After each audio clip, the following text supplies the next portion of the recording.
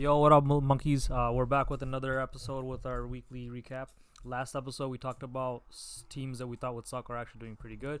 Now we're going to talk about the big powerhouses from last season that are actually struggling now. Here's going to kick it off to the guy who's not subscribed to us. All right, so Clippers and Lakers. I didn't write down any notes for them, but they're just looking like right where they left. The Clippers did lose a game yesterday. I forgot against who, but they actually got pretty close to winning. Like Paul George hit like 3 straight threes in the last like 2 minutes. Was it Jazz? Yeah, the Jazz. Yeah. Oh yeah, that was when Mike Conley went off. Mike Conley at 30. Yeah, he had 31 and he hit like 6 clutch free throws in a row. But yeah, Clippers lost the game by 6. But it didn't. It was actually pretty not that close for most of the game. But you know, Paul George tried to save him, but it wasn't. They didn't have enough time. Lakers, they have the same record, 4-2, but they look to be. They just look like they're like load managing like during games, like LeBron especially. And the fact that they're still doing good, there's really no concern for them that I see. Like they haven't gotten blown out or anything, or like have shown clear weakness yet. Mm-hmm. So they're just like doing what they need to do. And then, let's see, what else did I write down? Nuggets? Not yet. Celtics. Oh yeah, Celtics. They looked like they lost to the Pistons in like kind of embarrassing fashion. They missed like so many like clutch shots. So like Marcus Smart has the green light to shoot apparently, but luckily Jaylen Brown is looking really good. yes, perfect segue. Hey, speaking of Jaylen Brown, he has a pretty nice beard, right? I love his beard. Nicer beard It looks very Jason conditioned. Tatum, you would say? Yes. Very nice. I like his hairline. His hairline's good compared too. to- He's younger. Is he younger than Jason Tatum? No, I don't believe so. Okay, so he's even better at being an age than Jason Tatum. He reads more books too. That is also true. He's one also of the smartest like NBA players, like brain wise. yeah. So he's also an educated man. He's also better on the court than Jason Tatum too. Yes, he had 42 points. He had 42. Really? Yeah, 42. Oh yeah. 42 and 7? No, I thought he was like 35. But yeah, 42. Yeah, he's been shooting like crazy. Like, Jaylen Brown, before it was Jason and Kemba. Actually, last season Kemba was the best player, and then Jason Tatum, and then Jason Tatum exploded. Was Kemba the best player last season? At the beginning for like the first like something games. He was averaging like 25, but Jason Tatum took that role like deservedly so because he just went crazy after like the first like 20 games. And now it looks like Jaylen Brown's probably the second best player, and he's not. So he might get his. I'm guessing he might get his first All-Star selection this season. I'm really hoping either All-Star selection or MIP. But MIP, that's a whole nother conversation.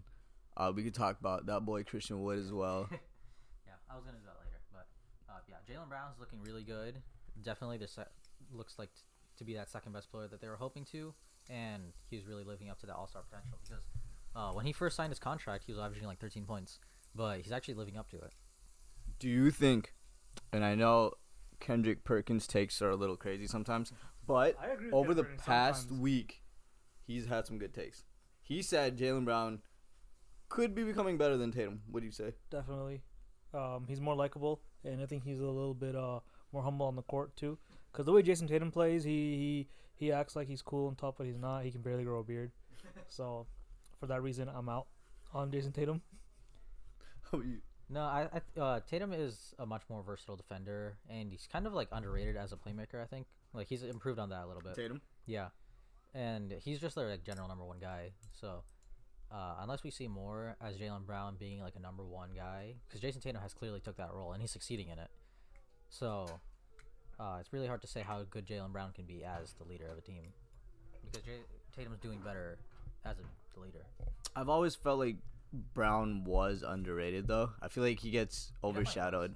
He definitely was. Like people were like talking crap about his contract when he first signed it for like $25 million a year or something. Okay, fine.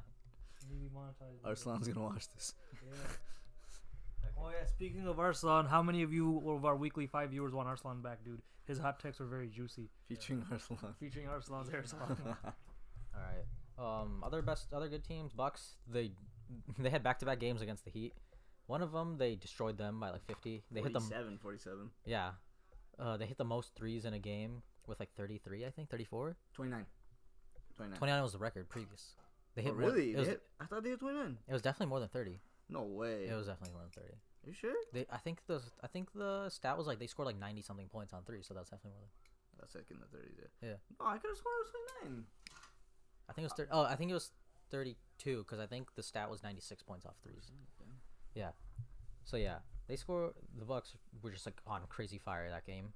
So like they won by 47 and Giannis didn't even have to like. Giannis scored like 9 points. This is how the Bucks should be playing to win it all. Yeah, but the next game they were pretty cold. Yeah. And they lost by like 10 or something.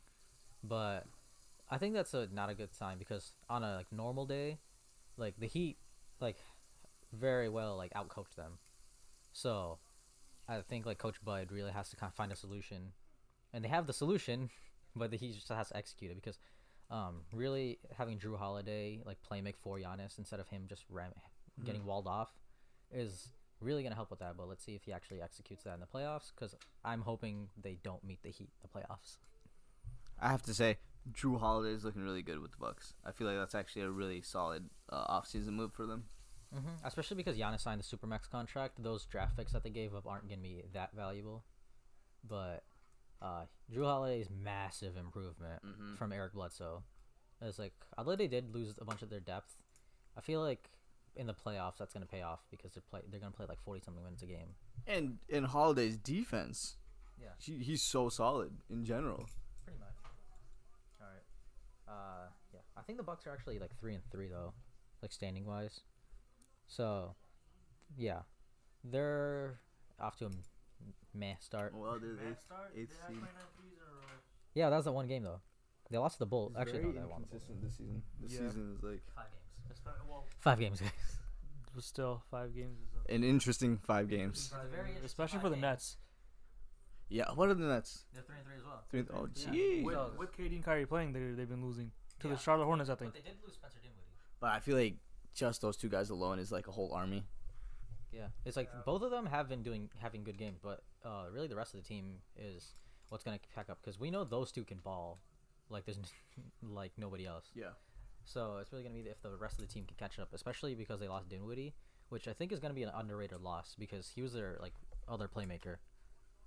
Because he was playing backup for Kyrie last season. Yeah. He knows how to play point guard.